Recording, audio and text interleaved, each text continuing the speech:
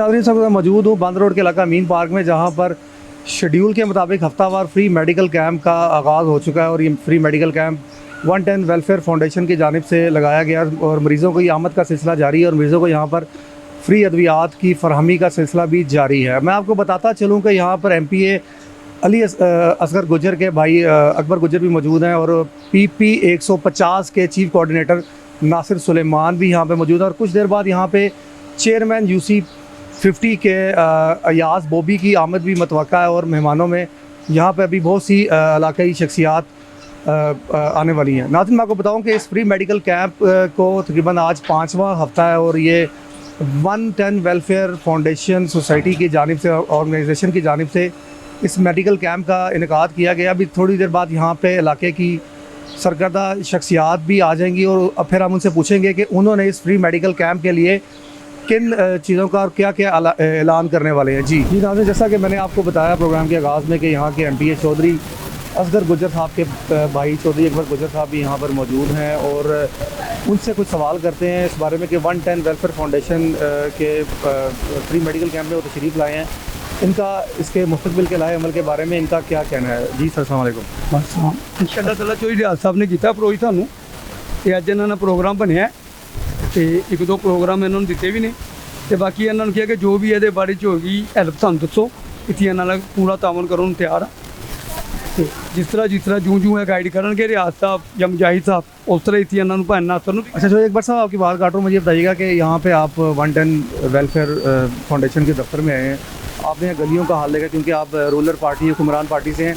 इन गलियों की सीवरेज के और इनको पुख्ता करने के लिए आप किस कदर मददगार साबित हो सकते हैं या आपकी क्या मुस्तकबिल में क्या लाए अमल है? गली खलोते हैं, पिछली बारी भी मेरे नातन तो दौड़ च बनी थी, हूँ भी रियाज साहब ने कहा कि 15 लाख रुपये तक हम स्कीम दे दें।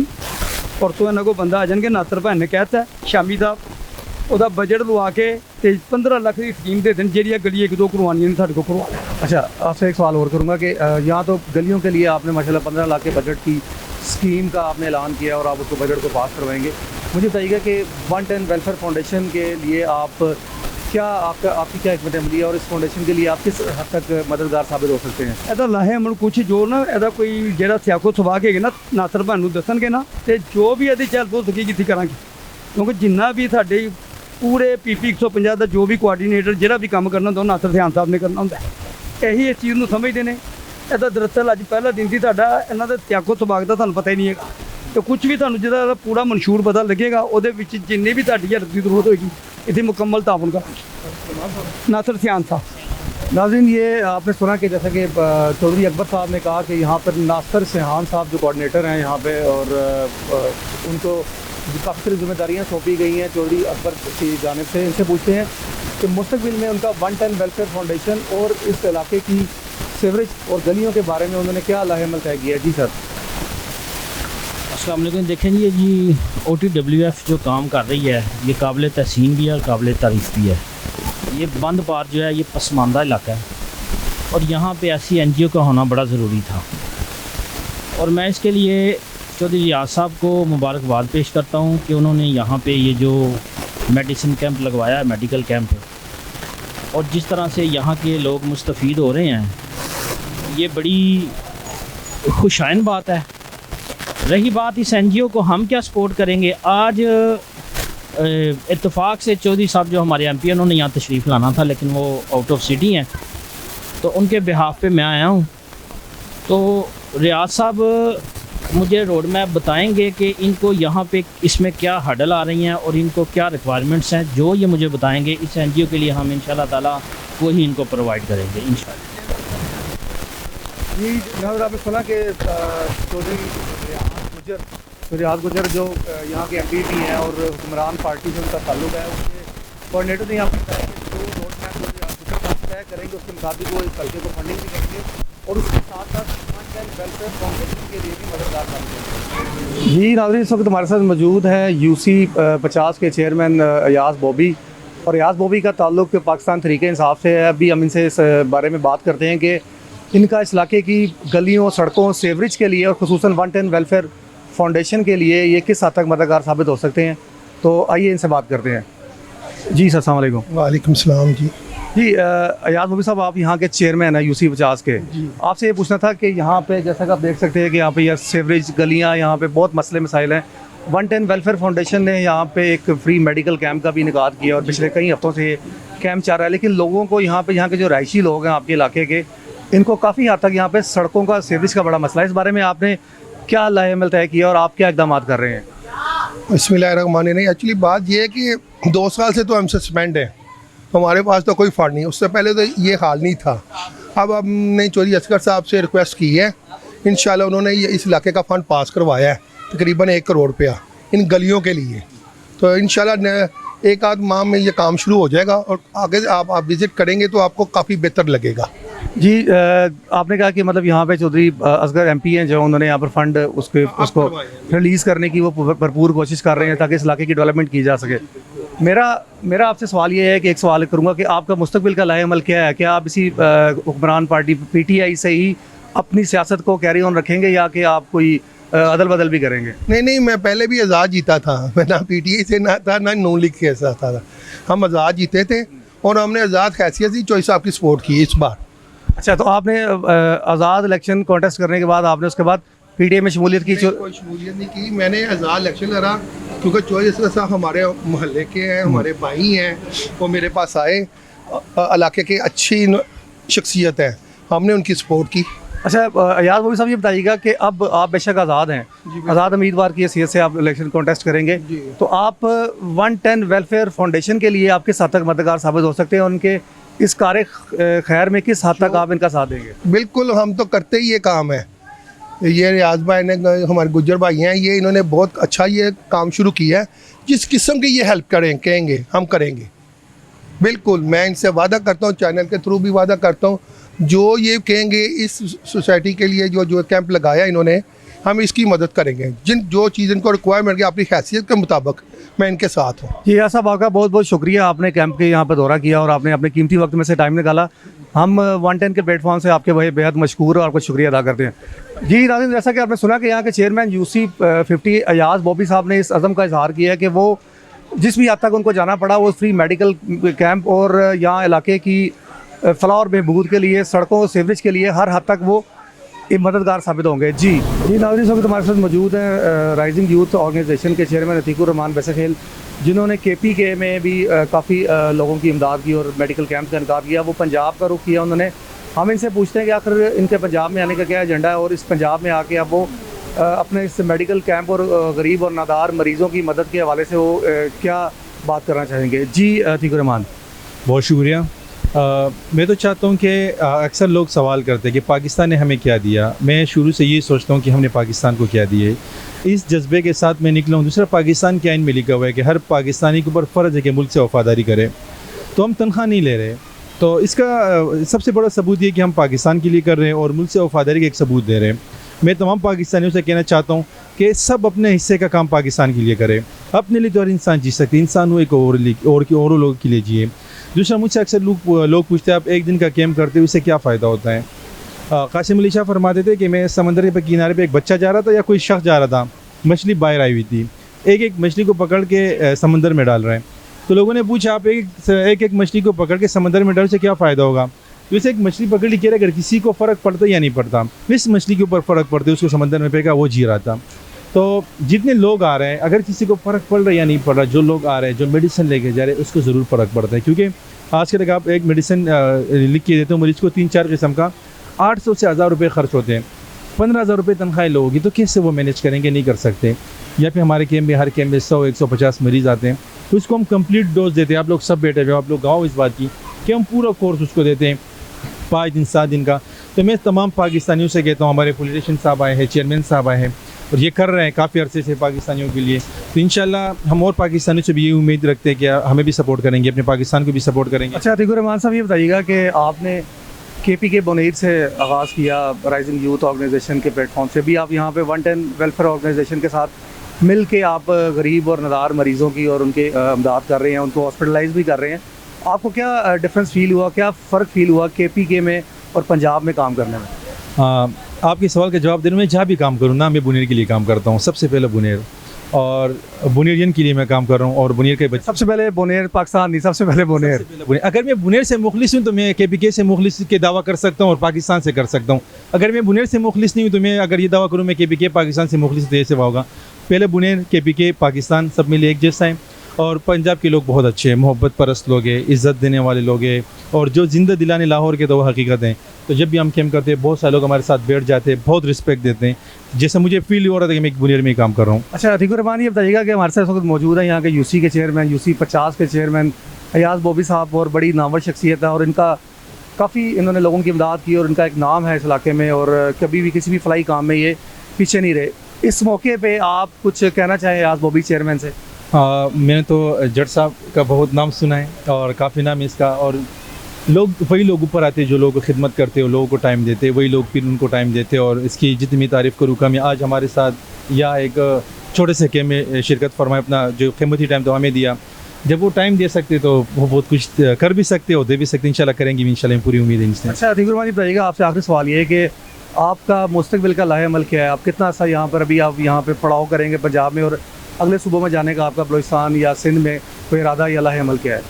अभी फ़िलहाल तो हमारा लाहौर है, इंशाल्लाह 1 साल तक हम लाहौर में रहेंगे। फिर इसके बाद हमारे 2 प्रोग्राम है। एक कोविड के ऊपर हम प्लानिंग, आज भी हम लोगों ने मीटिंग की कि हम कोविड से लोग कैसे बचाएंगे, जो इम्यूनिटी सिस्टम हमें स्ट्रॉन्ग करने, जो कोविड के मुकाबला कर सकते हैं, इसके ऊपर हम प्रॉपर कैंप्स करेंगे इंशाल्लाह। उसमें विटामिन डी सबसे बड़ा इंपॉर्टेंट रोल अदा करते हैं, उसके ऊपर हम कैंप करेंगे।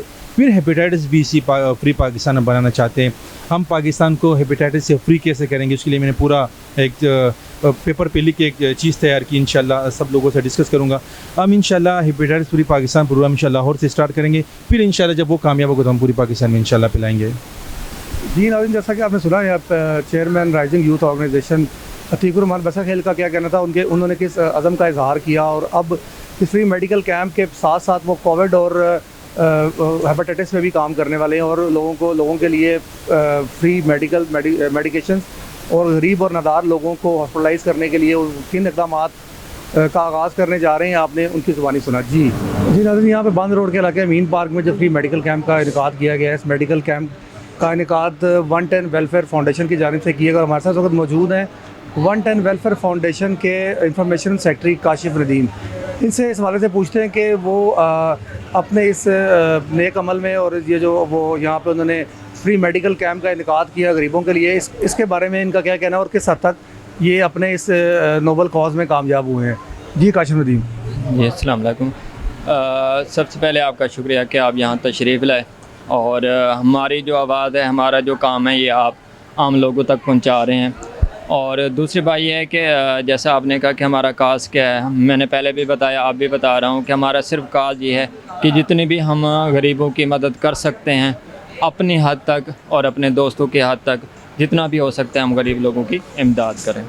काशिफ साहब, मैंने आपसे सवाल ये किया है कि आप लोग अपने इस कार खैर में किस हद तक, क्योंकि पिछले 5 हफ्ते से आपका ये फ्री मेडिकल कैंप चल रहा है, किस हद तक आप कामयाब हुए हैं और आपको किस हद तक इत्मीनान है कि आप गरीब और नादार लोगों की उनके लिए अद्वियात की फरहमी में आप कामयाब हो चुके हैं? देखें, जब हमने मेडिकल कैंप शुरू किया था ना, तो उस वक्त हमारा अंदाज़ा नहीं था कि हम आगे जाकर कितने लोगों के साथ काम करेंगे, क्योंकि इस एरिया में यह है कि अवेयरनेस भी नहीं है, ठीक है ना। अब तो जब फिर इस एरिया पे हमने काम किया, अवेयरनेस दी, तो पहले कैंप में हमें कुछ रिस्पांस मिला, दूसरे में अब तो ये है कि कहना भी नहीं पड़ता, लोगों को पता है कि संडे टू संडे जो है ना यहाँ मेडिकल कैंप लगता है। और फिर यह है कि मरीज़ों की तरफ से कि उन्हें उस दी गई अद्वियात का कितना फ़ायदा होता है, तो वो ख़ुद मरीज़ आकर बताते हैं कि अल्हम्दुलिल्लाह हमें आराम आ रहा है, तो वो दूसरों को भी बताते हैं कि जी मैं इतनी हद तक अपने आप का कुछ अंदर सेटिस्फेक्शन महसूस करता हूँ कि जो काज हम लेकर चले थे अल्हम्दुलिल्लाह